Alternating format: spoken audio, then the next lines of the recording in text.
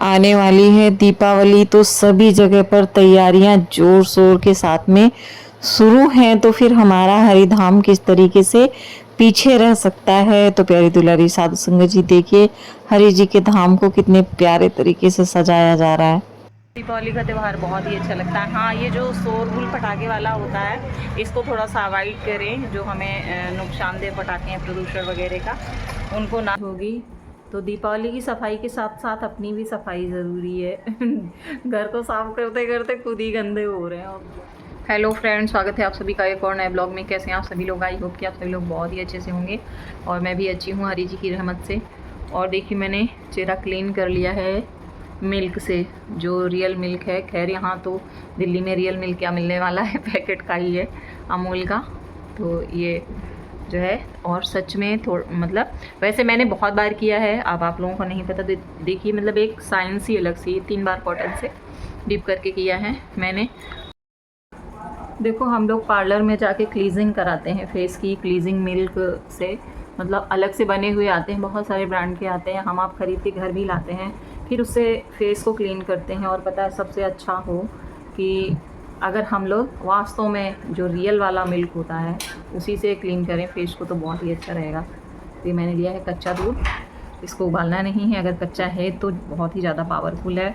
और लेनी है एक कॉटन, और अपने फेस को आप कितना भी वॉश करके आएँ, और जब आप इससे इस तरीके से क्लीन करेंगे कॉटन से, तो आपको कॉटन बहुत ज़्यादा गंदी दिखेगी। डस्टिंग कम से कम आपको एक बार तो बहुत ज़्यादा गंदी दिखेगी, दोबारा में कम, हाँ तीसरी बार में फिर थोड़ी ज़्यादा कम दिखेगी। तो मुझे ये पिगमेंटेशन हो रही है, झाइयाँ इधर थोड़ा कम है, इस साइड में थोड़ा ज़्यादा हो रही है, और ये अनस्किन वैसी हो रही है, स्किन टोन बिल्कुल बिगड़ रहा है फेस का। और मुझे ये दिल्ली कम सूट हो रही है इस पर, फेस वगैरह पे जो है। नहीं तो कानपुर में थी तो इतना नहीं था, मतलब इतना क्या था नहीं, हाँ तिल वगैरह थे।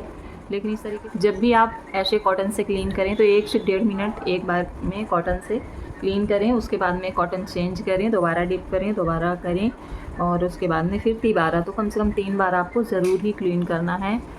और मैंने दूसरे फ़ोन पे अभी जो ब्लॉग डाला था उसको चेक कर रही थी, तो उसकी आप लोगों को आवाज़ आ रही होगी। तो दीपावली की सफाई के साथ साथ अपनी भी सफाई ज़रूरी है।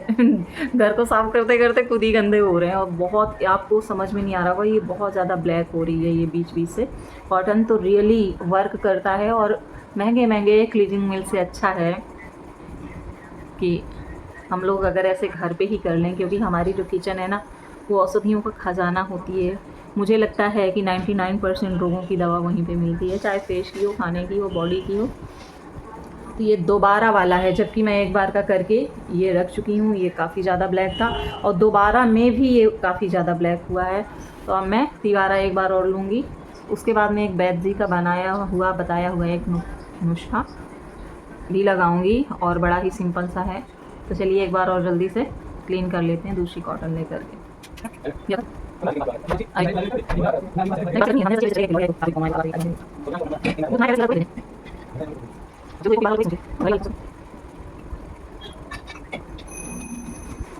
तो मैंने 3 बार कॉटन से फेस को क्लीन कर लिया है, और सच में बहुत ज़्यादा डस्टिंग एकदम ब्लैक ब्लैक सी निकली है।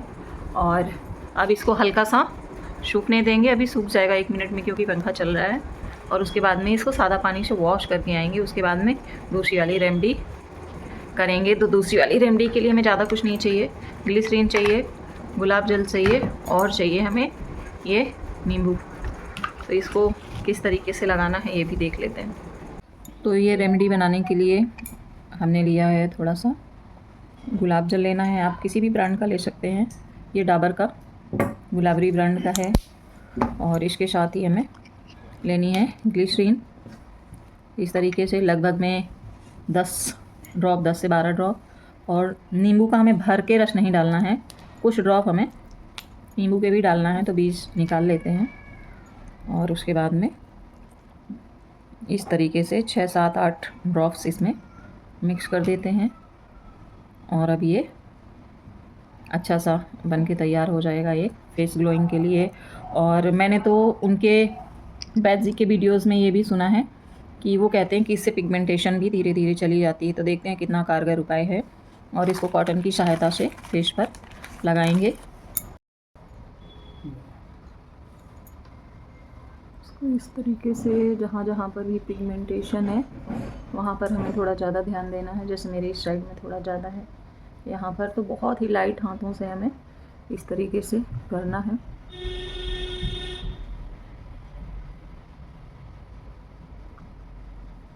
कम से कम 2 से 3 मिनट हमें इसको दोबारा तिबारा जैसे चाहे वैसे डीप कर सकते हैं, इसको जितनी आपको ज़रूरत लगे।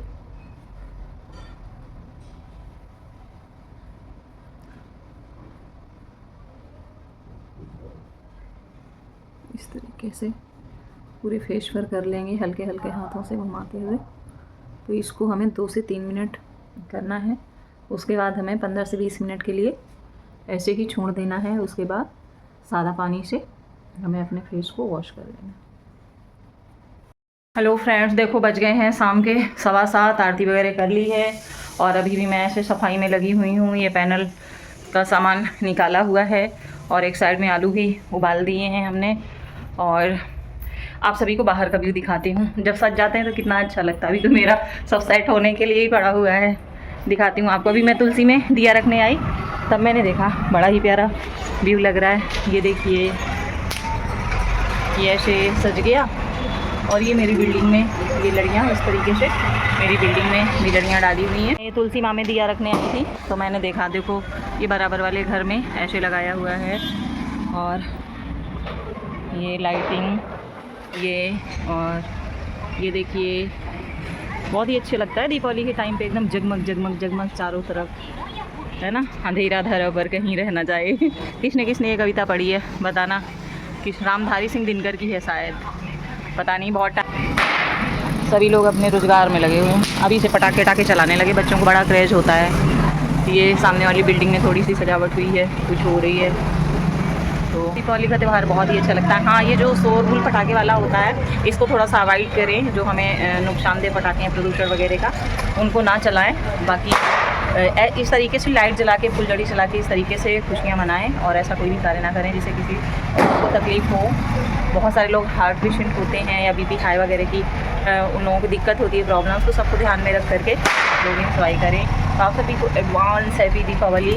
और कोशिश की ब्लॉग आपको मिलते रहे, लेकिन कोशिश तो करती हूँ लेकिन हो ही नहीं पाता है। आप सभी से दिल से एक रिक्वेस्ट है कि प्लीज़ चैनल को सब्सक्राइब करें, लाइक करें और शेयर करें।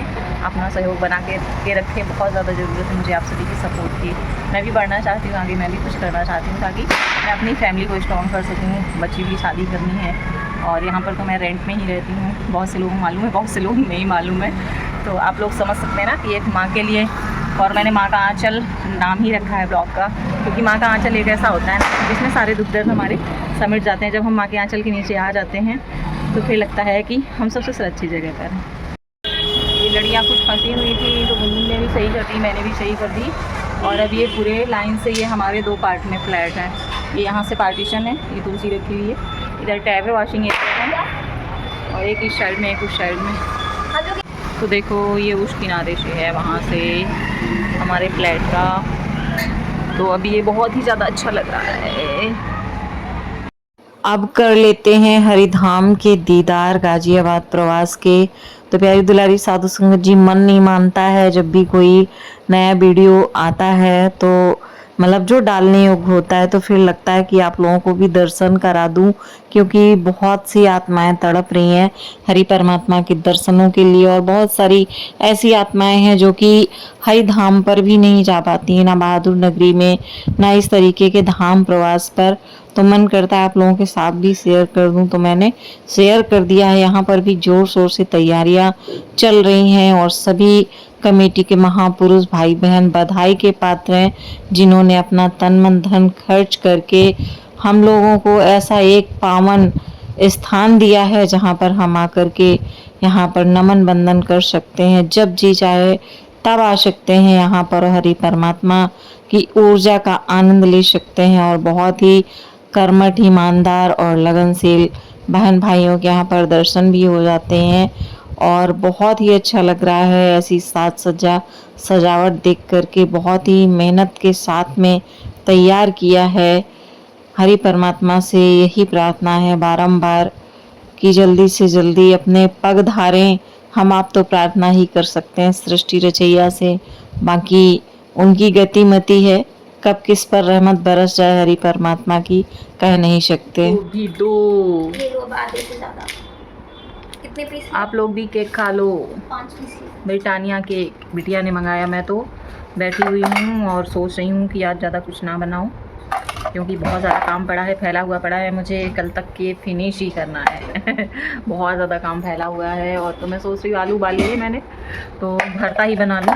आप लोग भी बनाते हैं ना भरता, हरी धनिया, टमाटर, प्याज, चाट मसाला वगैरह डाल करके, मिर्च वगैरह, तो वही मैं भी बना रही हूँ। तो ही सामान कट कर लूँ। और अभी तो बहुत सारी फैलावन मची हुई, देखो कितना समेट पाती हूँ ये देखो।